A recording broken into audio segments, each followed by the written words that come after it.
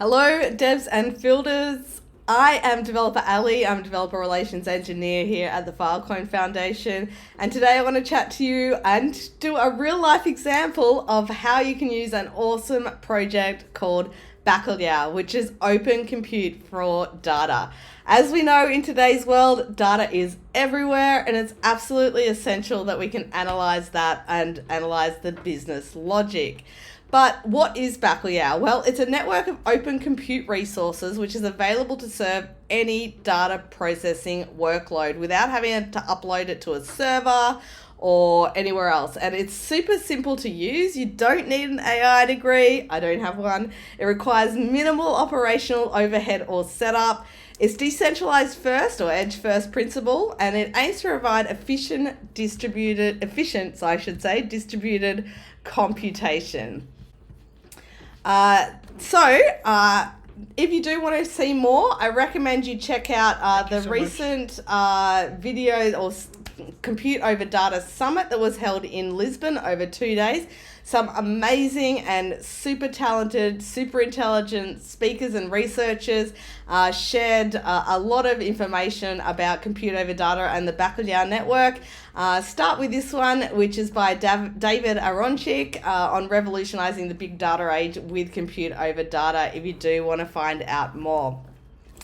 Otherwise, let's get on with the show. The Bacalhau vision is to transform data processing to improve cost and efficiency and to open up data processing to the world. It's peer-to-peer compute over data. As I mentioned, open collaboration on data sets is absolutely essential in today's digital world, especially with the amount of public information that is available. We can just make way more sense out of it if we're all sharing those kind of analysis. Like OpenAI, for example. Anyway, the Bacalhau platform, how does it work? It provides a platform for public, transparent, and optionally verifiable data. It enables you to run arbitrary Docker containers and WebAssembly images as tasks against data stored in the interplanetary file system, or IPFS. So it operates as a peer-to-peer network of nodes where each node has both a requester and a compute component. Now, don't worry if that all kind of went over your head. It did the first time I read it as well. You can have a look at the docs and really dig into exactly how this works if you want to know more about the architecture. But in the meantime, I just want to get my hands dirty and show you, and get your hands dirty and show you how it works. So let's get on to the example. So the example I want to share with you today was written by Phil Winder, who's with winder.ai. By the way, you can see this example in action on the Bacalhau docs as well. So there's plenty of examples here on the Bacalhau docs. I'm going to go through this Ethereum blockchain analysis example. Anyway, so it aims to show how easy it is to analyze large data sets, in this case the full Ethereum blockchain, well up to the point of saving to Filecoin anyway when this example was written, with Bacalhau. So to make this example, Phil ran an Ethereum node for over a week to allow it to synchronize the chain. And as we all know, Ethereum's been around for a while now, and there is a mammoth amount of data stored on the Ethereum network. So this information was then extracted to Filecoin using s3.tech by way of a tool called Ethereum ETL. Again, you can dig into the docs if you want to know more about that tool. So this allows public access to the data without the need to run your own Ethereum node. But if you are interested in how to run an Ethereum node, you can go ahead and have a look at the appendix here on the docs that shows you how to get up and started and run that Ethereum node and then extract the data yourself as well. So feel free to dig into that. But generally, this amount of data analysis would require a lot of repeating and refining. So this is where something like the decentralized Bacalhau platform comes in. It gives the ability to process the data in a scalable and batchable manner. Let's see what I mean here though by showing me the code. Now, in this example, I am going to go through a few things first. The first thing I want to do is show you how to run a small how this example would work locally. So I'm going to do a quick local analysis. Then I'm going to go ahead and use Bacalhau to do an analysis on that same segment of data. So I'm not going to use the full Ethereum chain in a local analysis. We'd be here all day. I'm going to use that small chunk of data as well on Bacalhau. And then I'm going to use Bacalhau to process the entirety of the Ethereum chain that was saved from that running Ethereum node. So firstly, a couple of prereqs here. You need to install the prereqs. All you need really is Python 3, pandas, which you can install with pip install pandas, and the Bacalhau client itself. So you can get started with Bacalhau with this simple one line of code here. Curl and install. Super easy. Check out the docs if you need any more help with how to install that. I'm just going to verify here that I have all of those prerequisites. So I can do a Python 3 -- version to check that I have Python. I do. And then I can go Bacalhau version to check that I have Bacalhau.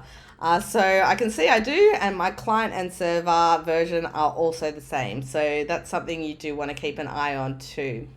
All right, let's get on with the local analysis. So what I'm going to do is download a segment of this data from one of the IPFS hashes that it's been saved to. And there is an appendix in the docs with all of those hashes of the Ethereum data. So I'm just choosing one of these, and I'm going to go through an IPFS HTTP gateway to fetch this data and then unzip it because it's a tar file. So let's go ahead and run this locally and we'll see what happens. So as you can see, my example folder up the top here is empty at the moment. I'm going to run this, grab the file and unzip it. So we'll see a couple of things happen here. Here's the file.tar.gz. And then it is now currently unzipping. It's a big file, so it's taking a bit of time to do. There we go. So we've unzipped that file. Let's take a look at what is in this file. So we've got blocks, contracts, logs, receipts, token transfers, tokens, transactions, a mammoth amount of data, even in this little chunk, which is about 100,000 blocks of ETH data. So for reference, I think in the moment on the Ethereum blockchain, we're up to about 16 million blocks or something like that. So imagine trying to run this locally over 16 million blocks. I haven't even run anything yet, and it took a while just to download that 100,000 blocks of ETH data. So this code simply gets the IPFS tar file through a HTTP gateway and untars it or decompresses it. So let's look, we looked at that file directory. We could see a bunch of stuff happening, things you'd expect on the Ethereum network. We need to make some sense of it now though. So let's use pandas, which is a open source data analysis tool built on top of the Python programming language. We're going to use it here just to clean up the Ethereum data from the CSV file found in our output directory, and then we're going to, we're going to read the CSV file first. We're going to create some columns out of this data, and then we're going to plot these columns onto a graph using pandas and matplot. So let's go ahead and try this. I actually have this file already saved. We have a look up the top here, and I've called it local.py. So this is the same file here. I'm just going to go ahead and run that. I will just clear my console here of that output. So you can either do this, you can do this two ways. You can either do it straight in your terminal without the need for a script already saved. So you could just run Python 3 and then copy paste that script in here. But I am going to just run it from my local files since I have it saved here. So if I go Python 3, I just need to go up to my files directory and run local.py. Alrighty, so this has run, and you can see the data columns, it has output. So we've now got like some nicely formatted data. And on my other screen, we've actually also got a plot here. So look at this plot. What is it? Well, it's a block date time against Ethereum transaction data. So that's what you're seeing on this plot here. It's cool, but it's only inspected the daily trading volume of Ethereum for that single chunk, that 100,000 blocks of data. We can do better, I think, with Bacalhau. So now let's move on to trying that same example, but with Bacalhau. So to do this, all we need to do is create the code for the analysis the same way as we did locally using pandas before.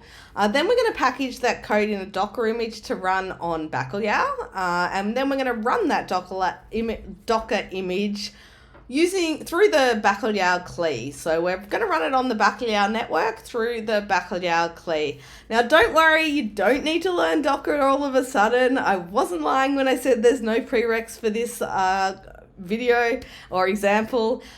We already have a Docker container image in the Docker registry, so you'll just be able to follow along with the code and use that push Docker image that it contains this analysis code there. So here's the analysis code that we've pushed up into that Docker image. Basically all this script does is passes the incoming data and produces a CSV file with the daily trading volume of Ethereum.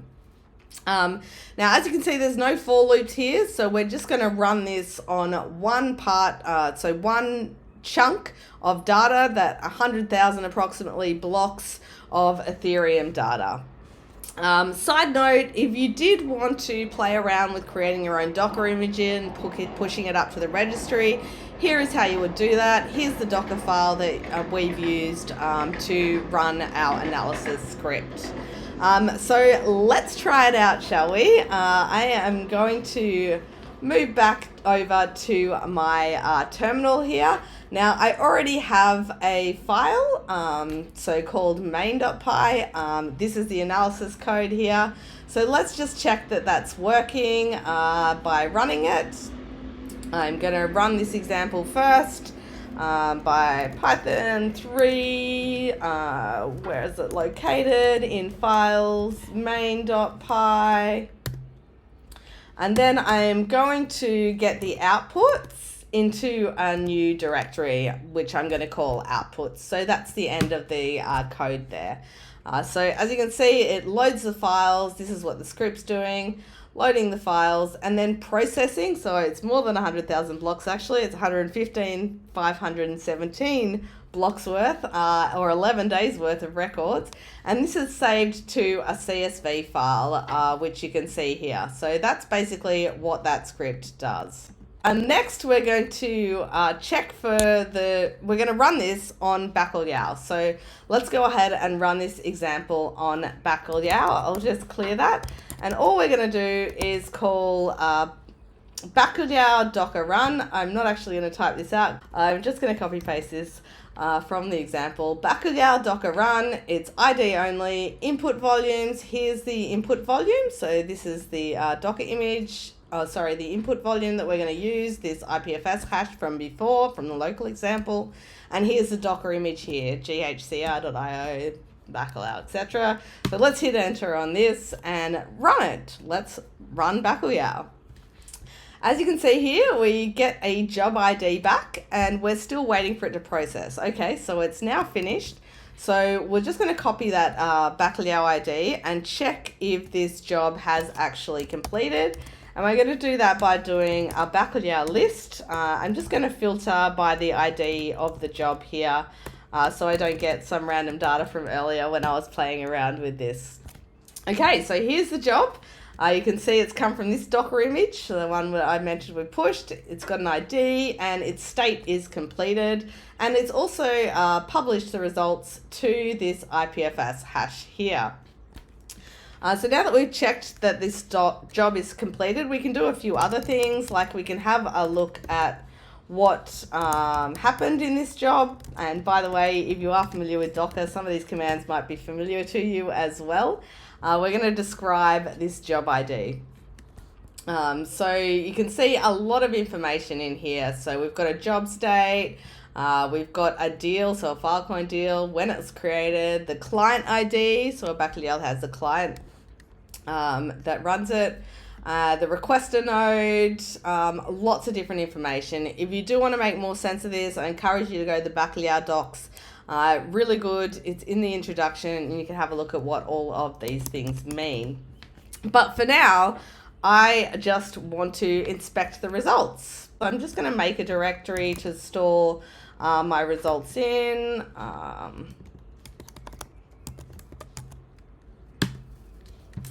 There we go. I've made a results directory, and I'm now going to get the output directory from earlier, Bacalhau, get output directory, and store that into results and use the job ID that I want in results there. So this is all I have to do using the Bacalhau CLI to get the results of this job. Alrighty, so we can see that our results folder now has some combined results, per shard, raw data, and yeah, lots of information in it. What can we do with all this information? So let's do what we did earlier and plot the results. So I've actually also got a script for that here.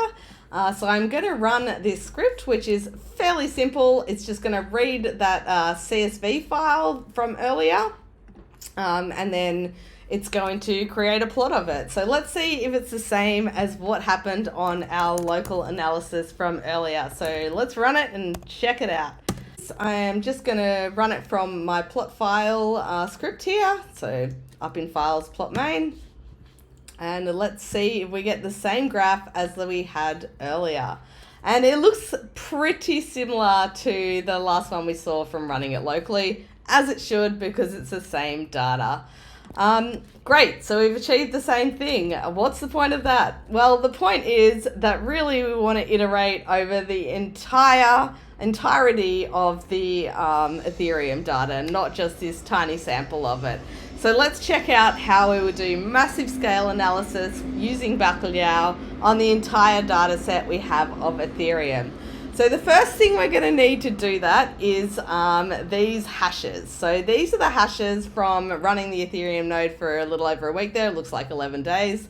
We are going to use our analysis script that's stored in Docker and iterate through all of those in a for loop and run them on Bacalhau. We're then going to output that the job ID that comes from running each of those loops, each of those hashes here, and output this to a text file so we can use that for our next part of the analysis. So let's go ahead and do this.